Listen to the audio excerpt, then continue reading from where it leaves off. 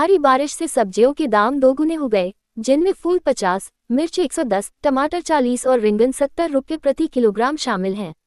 शहर में सब्जियों के दाम दोगुने हो गए हैं। एक महीने पहले शहर के बाजारों में मिर्च का दाम 50 से 70 रुपये प्रति किलो था, जो अब 110 से 120 रुपये, फूलों का दाम 20 से 30 रुपये, टमाटर का दाम 30 से 40 रुपये था, जो 40 से 50 रुपये हो गया है। बाट एपीएमसी के निदेशक बाबू शेख एपीएमसी के निदेशक बाबू शेख ने कहा कि पिछले एक महीने से लगातार बारिश से विभिन्न सब्जियों की फसलों को भारी नुकसान हुआ है, जिसके कारण सब्जियों की आय में काफी कमी आई है।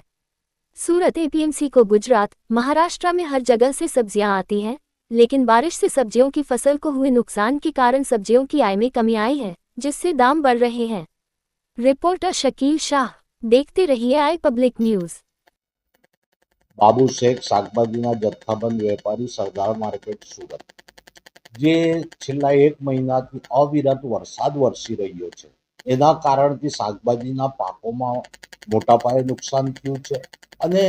જે વરસાદની આ વખતે પેટર્ન છે કારણ કે ખેડૂતોને વચ્ચે સમય જ નથી આપતો જેને વરાપ કહેવામાં આવે છે એટલે નવા શાકભાજીનું વાવેતર કરવાનું પણ અત્યારે ચાન્સ નથી મળતું। એક કારણોથી અમારી માર્કેટ યાર્ડોમાં માલની આવકમાં ઘણો ઘટાડો થયો છે। આમ જોવા જઈએ તો 30% સુધીની આજની તારીખમાં અમારે શાકભાજીના જથ્થામાં ઘટાડો થયો છે। એ કારણથી અત્યારે ભાવોમાં પુષ્કળ પ્રમાણમાં વધારા થયા છે અને ખાસ કરીને એવી શાકભાજી કે જે પાણીમાં ટકતી જ નથી એવી શાકભાજીઓમાં મોટા પાયે ભાવ વધારો થયો છે અને જે મહારાષ્ટ્ર અને ગુજરાત, સૌરાષ્ટ્ર હોય કે દક્ષિણ ગુજરાત હોય કે મહારાષ્ટ્ર હોય, આ જે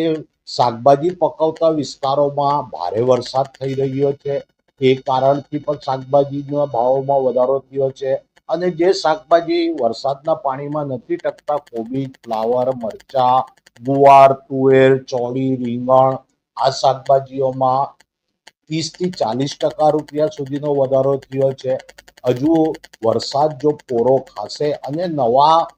શાકભાજીનું વાવેતર ખેડૂતોને સમય મળશે અને શાકભાજીનું વાવેતર કરશે, નવી શાકભાજી બજારોમાં ઠલવાશે ત્યારે બજારો અંકુશમાં આવશે। આમ જોવા જઈએ તો શાકભાજીમાં 30% સુધીનો આજની તારીખમાં ઘટાડો છે અને ખાસ કરીને આ જ શાકભાજી કે જે પાણીમાં ટકતી નથી, ચોળી હોય, તુવેર હોય, ગુવાર હોય, મરચા હોય, કોબીજ હોય, ફ્લાવર હોય, આ શાકભાજીઓમાં મોટા પાયે ઘટાડો થયો છે અને એમાં જ ભાવમાં પણ વધારો થયો છે।